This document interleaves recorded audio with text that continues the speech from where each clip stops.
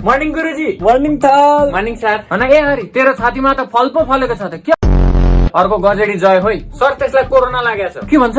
Sir हिजो रातभरि सँगै बसेर कोरोना बियर खाएको, मलाई छोडिसक्यो, त्यसलाई अल्छन लागिरहेछ। अब हामी पढ्नतिर लागौँ होइन। तिमीहरूलाई एउटा सानो प्रश्न सोध्छु, यदि हाम्रो शरीरलाई कोरोना लागिहाल्यो भने तँसँग लड्नलाई हाम्रो शरीरलाई के चाहिन्छ? सर बन्दुक चाहिन्छ, एन्टिबडी चाहिन्छ। आन्टीको बडी रे? कसको आन्टीको बडी हो फेरि सर?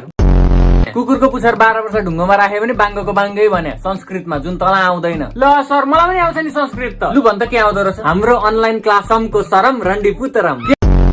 फेरि सर यसलाई आउँदैन, बरु मलाई चाहिँ संस्कृत आउँछ। लु लु लु लु त भन्छ। निलम चलचित्रका दृश्यावलोकनम दिनमा 10 चोटि गरम, तर पनि सानो भाइ उठे उठे क्या यस्तो ताइन तुइको फेरि? बरु विजय साईसँग केही सिक तिमीहरू, त्यत्रो मोटो किताब एकैछिनमा पढ्न सकाइदिन्छ। ल सर म पनि त 1 घण्टाको ब्लू फिल्म 2 मिनेटमा हेर्न सकाइ।